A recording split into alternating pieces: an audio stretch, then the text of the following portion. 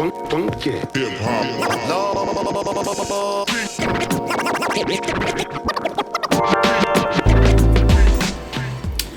Hey everybody, welcome back behind the bar for this amazing beer review.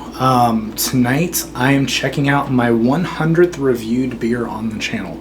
You can kind of argue whether that's true or not. I did some brewery spotlights, I didn't count in the numbers, but this is technically my 100th individual beer review. And I thought, man, what whale could I open? What killer beer could I do that everybody would just be like blown away by? And I've got a couple options I could have gone with.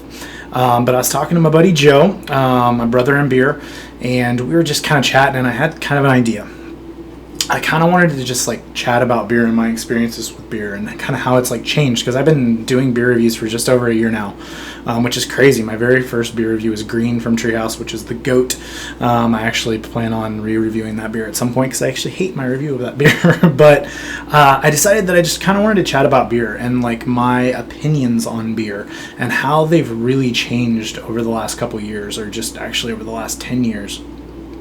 And yeah. So, as an interesting twist, we're not doing a whale, we're not doing a white whale, mega whale, whales bro, whatever you want to say. We're not even doing like a just Treehouse beer or anything like that.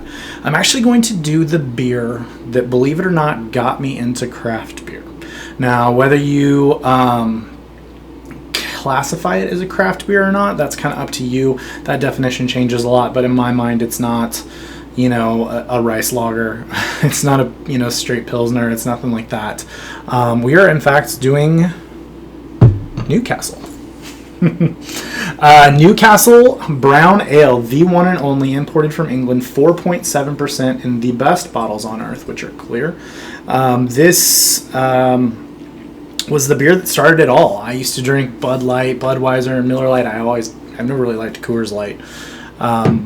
But in college, when we had poker nights, I'd go grab a 6-pack of beer, and one night I was a bartender, and I kind of started trying beers that we had on tap, and I really liked Newcastle. Proper Glassware, actually, which I stole while I was in college. Statute of limitations, I'm pretty sure, is running out on that. And I liked it. I liked it a lot, and I drank it all the time. I'd go buy a 6-pack every time before poker. And to me, at the time, this was 100 out of 100. How times have changed. It's one of those things that, it's really kind of hit me the last year or two, as I've really kind of been in like beer bottle share groups and like beer trading and doing this channel and things like that. I've realized just how big of dicks people can be about beer, and how elitist people can be by beer. And I'm sure there's people that watch this channel that I would consider that as well. But I try really hard for that not to be me. We're all drinking beer, man. It's beer. It's meant to be consumed together. It's meant to bring people together. Some of my best friends on earth now, I met through beer trading and different things and social media, that I consider some of my greatest friends. And we all drink beer. Now, maybe I wouldn't have met them if they drank Miller Lite all the time. But if people come over to my house and I have parties, there's people I buy Miller Lite for that I have in the fridge, or Bud Light, and I have some up in the fridge right now for those people, because it's communal for me. It's just meant to be fun. So, but on that same plane, taste change. This was my gateway beer. I went from this to Boulevard Wheat. So let's do a beer review on this beer. Let's see. To me at the time, this was the GOAT. I hated I remember trying Double Bastard or Arrogant Bastard and Rogue, Dead Guy and beers like that. At first, I hated those beers. I remember the first time I had Bourbon County Brand Stout, I couldn't stand it. It tasted like straight bourbon to me, and now I love that beer. So it's crazy how we can go from this in probably the year 2003-4 to 12, 13 years later that I wouldn't probably never ever buy this. So let's review it. Let's do it together, see what we think. Comes in just kind of dark amber brown color, crystal clear, definitely a filtered beer. Great carbonation, poured it out 2-3 fingers into this glass. I can actually smell it from here. It's very aromatic, but kind of that standard mass produced kind of look. And it's a brown ale, right? A big malt profile. I mean, there's no hoppiness to speak of in this beer.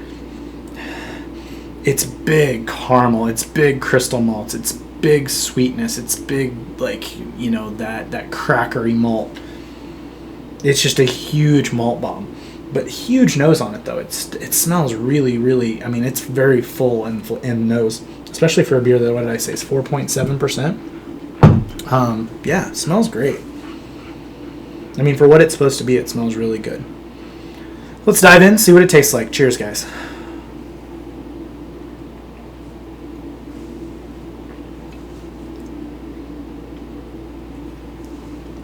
Yeah, I mean, surprise, surprise, it's a brown ale.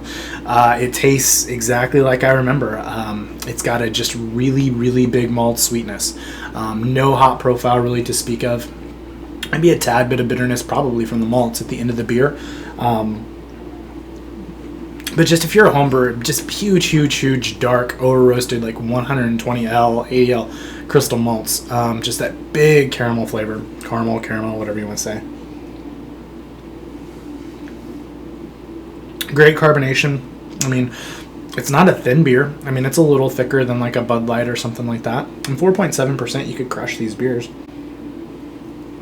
But you got to be in to be able to drink one of these. I mean, my tastes have changed. At the time, this was an amazing, amazing beer. This is what got me into all of this.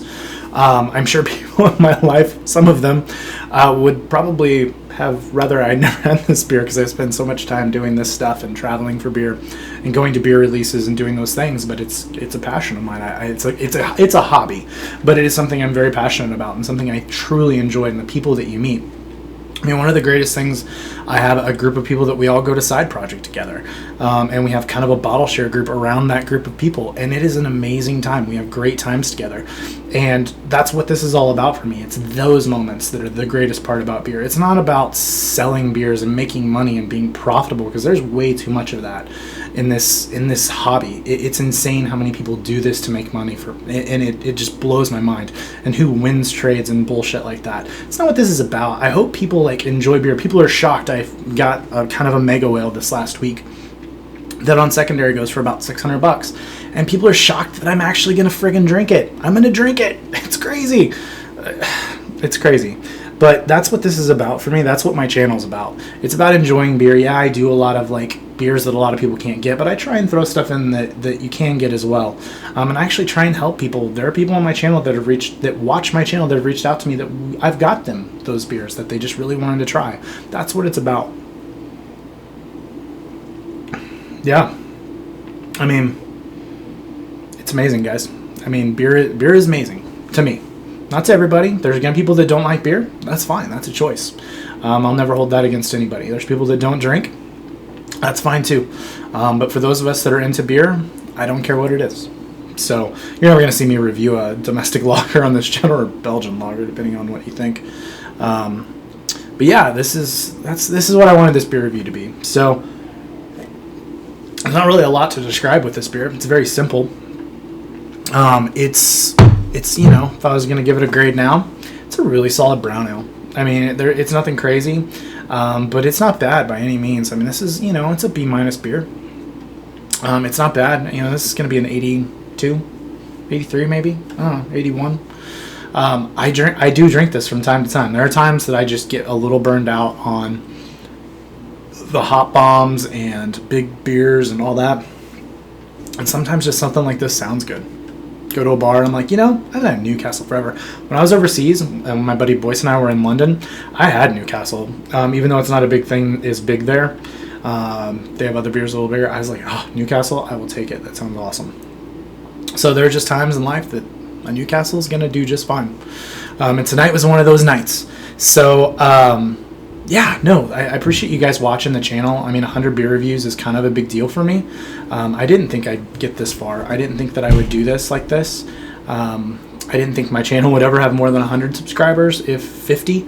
And we just went over 500, and I added like 25 in the first week over 500, so we're barreling towards 6. I did make some promises on a few videos ago about doing giveaways and stuff, and I am going to do that. The logo is kind of taking a little bit longer than I expected, but it's pretty much done. I got kind of a final-ish version of it the other night and had to just make one change, and then it's done. And then I will be giving away, I have reached out to Yopener, and I'm going to have some Yopeners made. They're going to be available for purchase. They're also going to be available, I'm going to give some away. And on top of that, I'm going to get some glassware. It's probably just some simple stem, like tulip type glasses is what I'm going to give away. I'll give away a few of those, and I'll probably sell them as well. Not really to make money, but just I like cool glassware. I loved when Joe did his. And I like bottle openers. I love Yopeners. These are amazing. They look kind of ghetto, but they are the best openers on earth because they do not bend caps. And they have a wax cutter, which I think is amazing. And the story behind it's really cool. Check it out. But so that stuff's going to be coming, guys. And just enjoy beer. Enjoy it. God, enjoy it. It's so much fun. I've, like I said a couple times already, I've met amazing people. One of my best friends in the world I met through doing my his first beer trade and stuff like that. It's just you know, that I spent time with, that I traveled, spend time with all the time, and my friends up in Minnesota. You know, and all those, you know, just a great group of people. It's a great community when you get to know the right people, and that's what it's all about. So we'll leave it there, guys. Beer review 100 shortly after 500 subscribers. I tried to do one right around 500, but I had so many things recorded that I needed to get out there, and I'm actually sliding this in between a bunch of beer reviews to get it out there because I have like 5 already recorded that I already have uploaded that I needed to post. So we're gonna get this out tonight, actually. And thanks for watching the channel. I hope you guys like this. My channel is always going to be like this. I might add like some logos and some transitions at sometimes, but this is going to be how I review beers. It's just what I want to do. I don't want it to be structured. I want it to be off the cuff. I want you guys to see me react to this beer. And that's how it's always going to be. I may have to quality, change cameras, change lighting. I might even change locales. I'm planning on maybe redoing the bar. So, yeah. Thank you very much. Like, subscribe, comment to this video. As always, guys, thank you very much. Cheers.